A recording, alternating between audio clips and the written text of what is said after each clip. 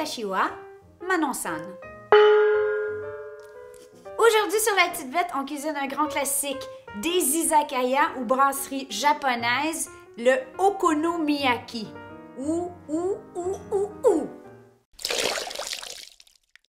On va commencer par la minute d'humilité aujourd'hui. J'aimerais ça pouvoir vous dire que je connaissais l'okonomiyaki parce que je suis une femme curieuse et que j'avais lu des magazines à la fin des années 90. Mais non, en fait, mieux que ça, quand moi et Chérie sommes allés au Japon en 2004, à un moment donné, on était un petit peu tannés de se promener dans les plus grosses villes et on a choisi une destination près de la mer. Et quand on est arrivé là, c'était au mois de septembre, donc c'était la basse saison. Ben, pas la base, mais c'était pas super occupé. Il y avait pas grand-chose d'ouvert. Alors, on a trouvé une petite brasserie japonaise qu'on reconnaît par les lanternes rouges ou blanches à l'extérieur, je me souviens plus. Et quand on est entré, il y avait une dame japonaise qui avait l'air très gentille et il y avait un seul client. Il n'y avait pas de menu avec des photos, il n'y avait aucun anglais. Alors la dame, elle a passé 2 minutes à nous regarder puis à faire « Hi, en voulant dire « Qu'est-ce que vous voulez? » Puis nous, on savait même pas quoi répondre, puis on était comme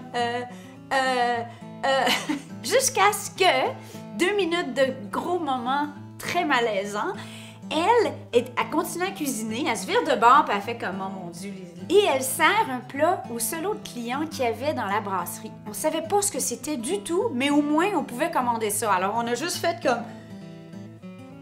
Puis là, ben finalement, quand elle nous l'a servi, on savait même pas si on avait commandé un dessert ou un repas principal, si vous avez vu la petite photo de l'okonomiyaki, et ça bougeait sur le dessus, puis on était comme, mon Dieu, mais qu'est-ce qu'on a commandé? Ce fut une révélation. L'okonomiyaki, c'est un peu comme une pancake japonaise. Il y a différentes versions de okonomiyaki selon les régions.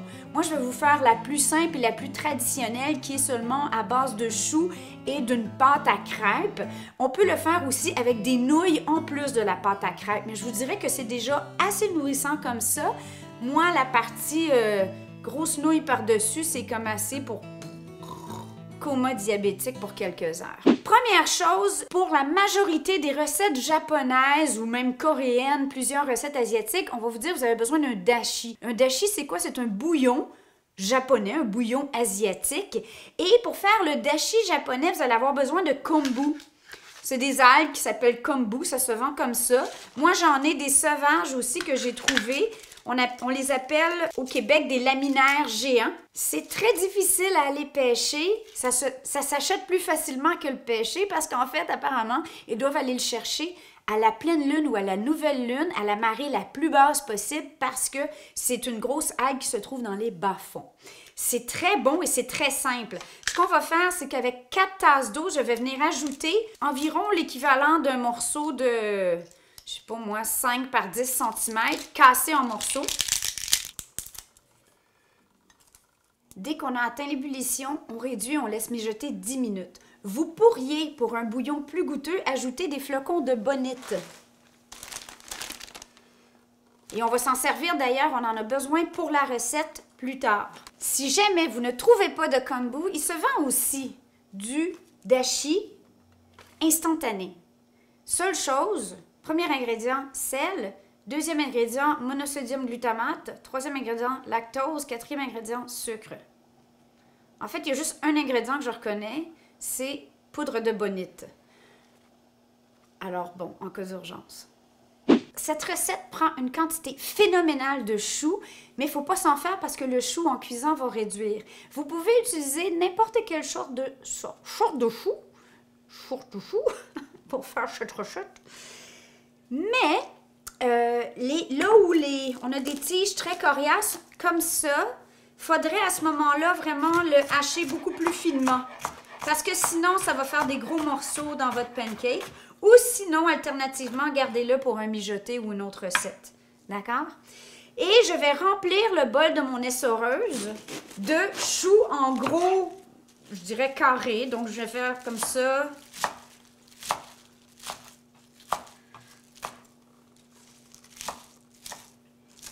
Cette recette va vous faire 4 à 6 okonomiyaki de bonne grandeur. Donc, ça nourrit facilement une famille. Les restants du mélange qu'on va faire là se gardent super bien au frigo. Vous pourriez en manger le lendemain. C'est donc une recette économique et pratique et super nourrissante. Donc, pour les étudiants, c'est vraiment une belle option. Et c'est vraiment de la bouffe de brasserie japonaise. Donc, on ne se casse pas le pompon, mais en même temps, c'est nourrissant, c'est des bons ingrédients. Et on pourrait farcir l'okonomiyaki avec du calmar, avec du poisson, avec des crevettes si on veut. Il y a différentes façons de le faire ou de le garnir avec différents légumes.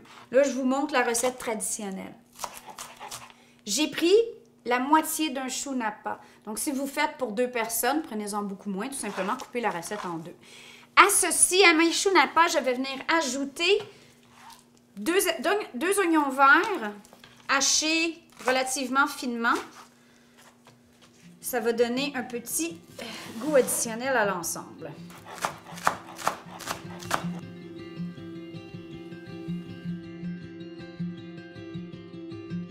On va commencer par les ingrédients secs. 2 tasses et demie, soit 380 g de farine tout usage. 1 cuillère à thé de poudre à pâte, baking powder, levure chimique, c'est toute la même chose. 1 cuillère à thé de sucre. 1 cuillère à thé de sel. Je vais venir ajouter 2 tasses de mon bouillon d'ashi. Savez-vous quoi? On va commencer par... Il est encore chaud, c'est pas grave, on va le laisser refroidir avec la farine. On va commencer par 1 tasse et demie ou environ 400 ml. Pendant que ça refroidit, je vais venir battre 5 œufs.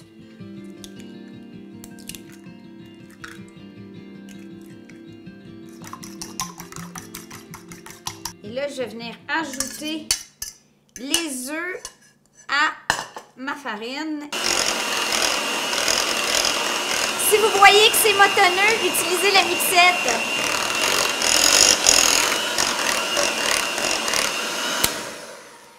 Et parfois, dans le batter, on utilise de la friture à tempura, des morceaux de tempura frits. Le mien, j'aurais dû le congeler, il est ranci, c'est dégueulasse. Alors, on oublie ça. Et là, ce qu'on va venir faire, c'est graduellement intégrer notre chou à notre pâte. Si jamais vous pétez en japonais, c'est la faute du chou. Ouh, sumimasen! Ouh, sumimasen! Le mélange au chou, à ce stade-ci, pourrait être mis au frigo. Il y a 0 stress ou être fait à l'avance, d'accord? Moi, je suis prête à cuisiner maintenant. Par contre, assurez-vous d'avoir vos garnitures prêtes. Du bacon en tranches environ de la grosseur de votre okonomiyaki. J'ai la sauce okonomiyaki. Si jamais vous voulez une recette maison, j'en ai une, mais là, je me suis dit que c'était déjà assez niche de parler d'okonomiyaki pour en plus montrer une recette comment faire. Sa sauce okonomiyaki, c'est un peu intense. Et la mayonnaise japonaise, vous pourriez utiliser une autre mayonnaise, mais elle est un petit peu plus sucrée, elle a un petit goût bien à elle. La Kewpie.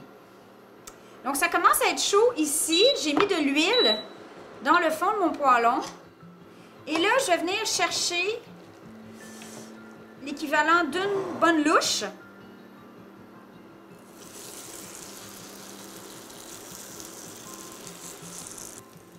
Ça sent déjà bon. Je vais venir déposer mon bacon comme ça. Vous voyez aller généreusement, OK? Personne ne se plaint jamais d'avoir trop de bacon. On le grille d'un côté, ensuite on va retourner et on va couvrir, idéalement, soit avec un couvercle ou une feuille d'alu. Ça va aider à ce que ce soit bien pris à l'intérieur. Et maintenant, je vais venir couvrir.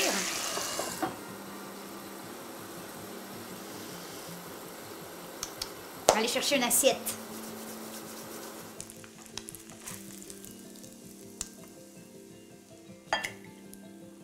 Là, je sais, ça a l'air de rien, là.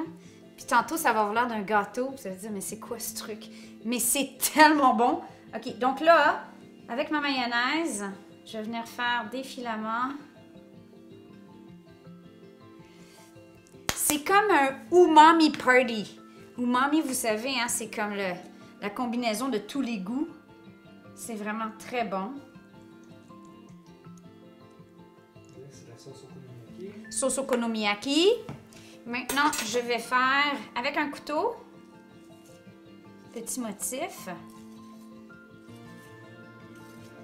Voilà, on a notre millefeuille japonais. Maintenant, la partie un peu folle et magique, c'est la bonite, où là, les gens pensent qu'il y a des bébites sur leur... À cause de la chaleur du pancake, vous allez voir, ça va se mettre à danser.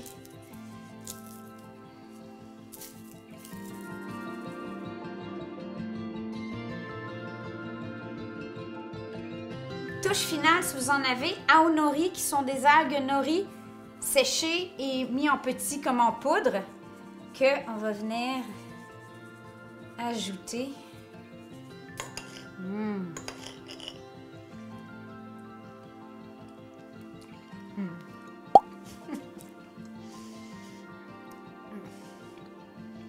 Oshi desu! Ça veut dire c'est délicieux. C'est tellement bon. Alors, on vous aime. Et on se revoit la semaine prochaine. Bon week-end! Bye! Tu veux goûter, chérie? Ouais, je vais goûter.